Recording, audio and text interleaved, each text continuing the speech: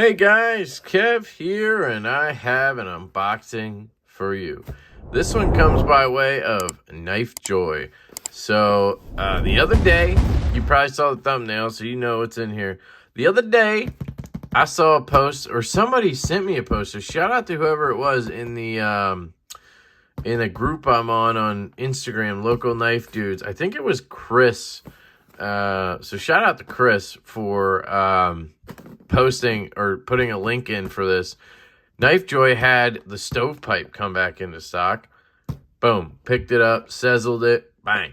Let's do it, right? Unboxing knife is the knife I just unboxed, which is the Vostede Bellamy. Got a little bit of discoloration here. I'm hoping it wears in with my oils. But this thing is magnificent. If it wasn't a clip point, it would be even better. But as is, for 130 bones, you're getting a lot of knife, guys. Considering the one in here was 420 bones, I think. Let's see what you get. You get a little Knife Joy sticker that looks like Top Gun. You get some packing stuff. You get a pouch. And I think that's it. That's it. No order sheet, no nothing. I might save this guy in case I ever need to ship something, but we'll see. So here's your Top Gun. We'll put the Bellamy away back in the pocket. But my Carta does kind of, you know, rip your pants a little bit going in and out. I don't know if it would tear, but you feel it. Stovepipe. Made in Taiwan, guys. This bad boy, cancer and reproductive harm? Jesus. Okay. So, yeah, you guys know this one. This is a Kingdom Armory collaboration. You've probably seen a few videos on it at this point. Crafted for life, Spyderco. I am not a big Spyderco fan, guys. I know that's not a popular sentiment.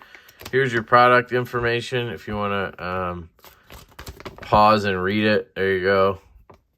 Click, pause, read, flip it over. There you go. It's made in Taichung, Taiwan, which is their premium factory, I'd say. And again, it was 420 bones with titanium and 20 CV. It is a small knife, if you can't tell. But yeah, so before anybody roasts me here, I am not a big Spyderco fan. I just haven't, I don't know, like, I just found their knives to be, for the price, they just didn't, I don't know, make sense to me, and the compression lock mostly is what bugs me as a lefty. Even with the CME, thank goodness OCD for EDC invented that, because lefties would literally, it just sucked using compression locks. And that's the most popular Spydercos, right? You know, you have a whole freaking Facebook group dedicated to the paramilitary family. Shout out to the Millie PM2 Para 3 Club on Facebook. I'm in there.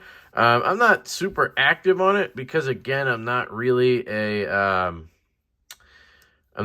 slip joint or a slip joint. I'm not really a Spyderco guy. So, you know, I try to go in there when I can and post stuff, but I'm not super active in there is all. So here it is. It's actually bigger than I thought it was going to be. The hardware is cool. It kind of reminds me of like tie connector hardware. I can tell you right now, it's really a sharp point down here. Felt that immediately in my palm, like just feeling that corner hitting me, which kind of sucks. It has a flathead screwdriver on it, so you can actually grab it like this. And so if you need to adjust your Shiro pivots, bang, use that. I'm just kidding. I don't know if you can do that. It has this weird jimping right here. It's an interesting looking knife. Actually, literally today, I saw Stasa post his video. He got one. Centering looks dead on, which is cool. I know by now not to really mess with Spydercos, so like I'm going to try not to take this apart unless I have to. Like the bombshell I had was a nightmare once I took it apart. So we'll see. It's on washers. I can already tell you it's not like my favorite knife ever, but it is bigger than I expected from the reviews. The detent feels interesting. We'll see. It could be the washers, so we'll see. I don't really want to remove that until I'm sure I'm going to actually carry it. I don't even know if I can get it out of there. There we go. Got it. Oh, great. So they put that there not to cause a scratch, but they end up leaving a discoloration. Is that going to wipe away? Because that's just dumb. It's kind of silly, but okay. Yeah, it's a little heavy for its size. It's, like I said, a pretty small knife. Here it is closed. Here's the Mini Tempest, which is a 3.5-inch blade. So you can see it's a little bit smaller than the Mini Tempest. Here's my Kvist variant, which is, I believe, about a 3-inch blade. It is about the same size as the variant. So there you go. We can pull those back out once it's open. And how should we open it first? I don't know. Slow roll. Okay, it's open. Interesting pattern on the scales here. It does seem to be sort of contoured. Yeah, it's rounded right here, contouring. Interesting sort of faux bolsterage going on here. The clip seems like it would be good. It does sit on the frame. Look at that. Or on the, yeah, the frame, not the lock bar. I like that. It's awesome. The relief cut down here. It is, to me, actually a pretty good looking knife when it's open. It feels sharp. Almost cut myself right there. Yeah. Yeah. Got a great edge on it from factory. It has a hollow grind. Not a very deep one, but it does have a hollow grind that starts maybe 50% of the way up down here. Still learning about plunge grinds, but it does look like the plunge ends after the edge starts. So it looks like the plunge ends like right there. So you have this little bit of edge that is not in that area. I don't know. Like I said, I just learned that kind of thing. So I'm not 100% sure. Well, maybe it actually ends right there. So maybe it is okay. It's hard to tell. It looks like it fully thins out. Yeah, right about where the edge starts. I think it is okay, actually. I don't know what that means in terms of sharpening. I just am saying it because people like to know. Spyderco.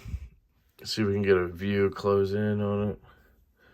Spyderco. CPM 20 CV. Taichung Taiwan.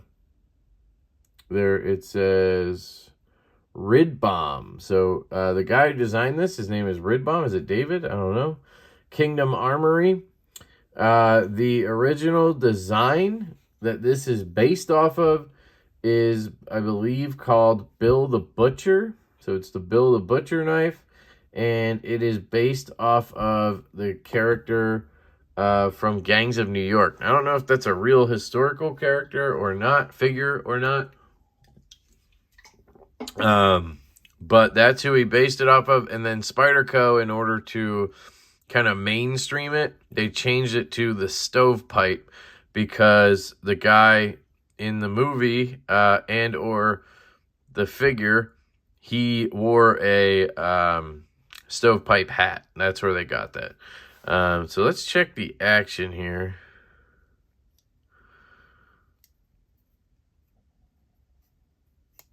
Okay. Reverse flick, right-handed there. Okay, it's not terrible. I mean, it's on washers. Let's try this lefty. So my finger just kind of lands naturally on the clip, so we should be good. Ergonomics, it's actually, wow. Yeah, it's a Spyderco. You know, that's the one thing about Spyderco I have to love, no matter what. It's almost like undoubted. You pick up one of their knives, you put it in hand, and you go, whoa, feels like a glove. You know, it's just weird. Like, all their knives fit my hand. Now, I am feeling, as a lefty, I'm feeling the end of this clip a little bit, but I can adjust to that. If I was, say, right-handed, you get it in the palm a little bit. But, yeah, man, look at that. Just perfect fit. Perfect fit. I have a large glove-sized hand, and it fits really well. You're kind of meant to just land right in here on this ramp, right? You can back up to here if you want, and I'm sure you could go up here if you wanted to, but you're kind of meant to just land right here, and it feels perfect. Literally feels perfect. No lock stick. Let's feel that. Got a pretty good action. I'm sure it'll break in as it, as I use it. Now, I will say, just trying to get a feel. The detent breaks rather late. Look at that. Oosh. That's where the detent breaks. So you get to there, and then you got to pass that. Luckily, it's not much of something to pass, and you don't have a flipper tab. So if it were to start dropping shut, it should pass that relatively easily. I wonder what it would feel like if it did drop. Where would it hit you is the question. So you would get hit by the corner of the edge, right in the cracked nail spot, which would suck because that spot sucks. So you could hold your finger up a little higher or lower. Let's see. Yeah, you're really going to get hit with that. So in terms of like detent satisfaction here, let's try a thumb flick. And you got to keep in mind these are washers, so they should break in. I'm not getting a satisfying thunk when I flick it. You know what I mean? Like it's, I don't know, maybe it is okay. You hear that like sort of double click clunk? Kind of getting caught in the hole there. The hole goes right by the frame. Let's see. Am I catching the frame at all? No. Not really. I mean, you have that little corner there, but I don't think it's like hitting that at all. I think it has more to do with the detent and the washers not being broken in, that it's not quite, shooting out. And just the fact that this hole travels from here up and around to there, and that's really it, right? So you're not getting a ton of movement on it, where like if you think about it, on this fuller that I'm flicking on this Mini Tempest, it goes from here and then it travels all the way up and around, all the way up and around, and then locks up, right? Where it just seems like this has a much shorter arc, if that makes any sense. I don't know if that makes sense to anybody but my mind, which is silly. So keep that in mind. Feels pretty good. I mean, I want to hate it. That's for sure. I wish the detent were a little stronger. It's kind of, let's see. I get it out. There we go. I mean, I really shook it though, so. It's not strong, that's for sure. I really don't like the hole. I gotta say, my finger catches in the hole like real easy. And I'm just, like I'm putting too much of my finger in, I guess. But like that's naturally how I land in it. Let's see if I put it in. I guess you just gotta flick it. You can't pussy it. Let's see. Let me pussy it. Even if I pussy it, I mean, it's. There we go. Didn't lock up. Yeah. I don't know. I've heard mixed reviews on this guy. I'm not super impressed, honestly. Trying to think, what did today Stasa said he bought it and he figures it won't sell that well. Like it's getting an initial push right now, right? But he figures it's not going to sell that well. They're going to discontinue it after like a year or two because this is not a flash batch. I don't believe this is a actual production model they're doing. Let me double check that. They haven't done a flash batch, I don't think, since the original one.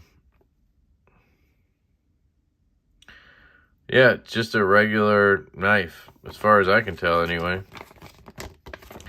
Now, it's possible I got one with a lighter detent, which tends to happen to me. I get the knife with issues, but I don't know. I would assume it's probably about the same as most. No play of any kind. That detent being so late really does suck, though. You gotta, I mean, having to get past a detent that far, like, I mean, right there. I mean, that's terrible. Look how far that is. That's where it catches. For example, and I don't know where the detent is on this. This is the Kvist variant. There it is, right there. That's where that one catches. You see, I break it right there. So that's where it catches. Barely at all. Right there. I mean, it's terrible. Really, I can't even turn it all the way because this one's going to get hit. There we go. The Mini Tempest. Well, this is a Brian Nadeau, so you're going to have no at all. Like, it's right there. So right there is where it would catch. I can't even do it because it wants to snap back in. That's just how his design is. It goes right past it. So let's try another knife. Here's the Gungnir from Renegade Provisions Co. Awesome knife, by the way. Right here. Right there. So you see my point. It's terrible. Utterly shameful, honestly. I've watched a few reviews on this, I think, and I don't think anybody's ever mentioned that. Just super weird considering it's a huge issue, in my opinion, because you want to get past that detent as early as you can so that you can shake it down. You see that? I can't because it catches before it ever even, like, I can't get it to fall past. There we go. So, I mean, maybe once it breaks in, these washers look super thick, by the way. And I kind of mean that in a good way. It almost looks like it has skiff bearings in there. See that? Like if I grabbed a knife with skiffs, here, the Mini Tempest, look. See that? Doesn't it almost look like it has skiff bearings in there? It doesn't, I can tell you that much. It's a very interesting knife. You guys know that word means shit to me, but I also kind of like it for some reason. Is it just the uniqueness of it or what? I don't know. It thumb flicks very well left-handed. Thumb flicks very well. Reverse flick, I'm getting used to that. See? Got ring finger it. There we go. Can you front flip this bitch? Like, can you grab it on the hook here? I'm just gonna like throw it. You could do this. You could front flip it like this. Just catch the hook. Let's cut something.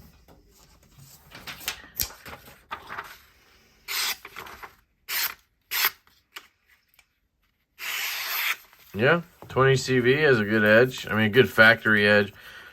Usually, I mean, in my experience, I've never gotten a piss poor edge from Spyderco. So, I mean, as long as I shake it down like that, it seems fine. Like, and maybe the washers is a benefit there. Because on most knives, if I do this, it's going to come crashing down and slam into my, nail. On this one, I can shake it a little bit and it just comes down. I could try polishing the washers, of course. It's always an option. I don't know. I do wish the reverse flick was a little more satisfying. Like, it kind of has this sort of like, you want it to flick a little further. Man, I keep fucking that up. You want it to flick a little further than it does, if that makes sense. Like it pulls out of your finger a lot quicker than you want it to, if that makes sense. So like I just need to learn to go out maybe. Yeah. If I flick out, I have no issue. If I flick up, I start to feel it because I'm hitting onto the frame. So you got to flick outward and give it a little bit of gas. Thumb flick, excellent. Right hand thumb flick, great. Reverse flick, great. Right hand slow roll, works. Left hand slow roll, works. Upside down flick. I suck at this, by the way. Yeah, I can't even do it, I don't think. Yeah, I can't even do it. What's the other thing I was thinking? Am I locking it up right now? I don't know. Pass that detent. That does suck, the detent thing. Feels tight, no rock. Oh, I wanted to talk about the insert. There isn't one. So there's no lock bar insert. It's titanium, obviously. And then you just have a detent ball nestled in there. If I can get a light for you. Let me get my ion out. So there you go. You just see the detent ball down there. There's no lock bar insert. It's just titanium on steel. As long as they carbonized it properly, that's fine with me. I don't need to have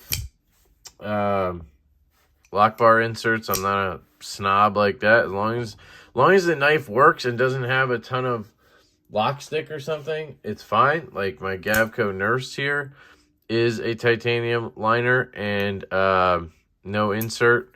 It had a ton of stick until it got carbonized, and then it was fine. So I love it. It is about the same size, yeah. To you, it looks a little bigger down here, but it's not. Trust me, I'm looking at it right here. They are butted up against each other. And then you get maybe slightly, the nose comes out a little bit more in the Gavco, but it's almost dead nuts as well, just a little bit there. But this one obviously is on bearings and is very smooth and droppy, but that's a custom, right? Do you want to see size comparisons to anything else before I let this go? Here's the Kvist again, variant. Again, almost about the same size. Oh, I did do this already. Idiot. So, yeah, I think that wraps it up. I may do the full review on it.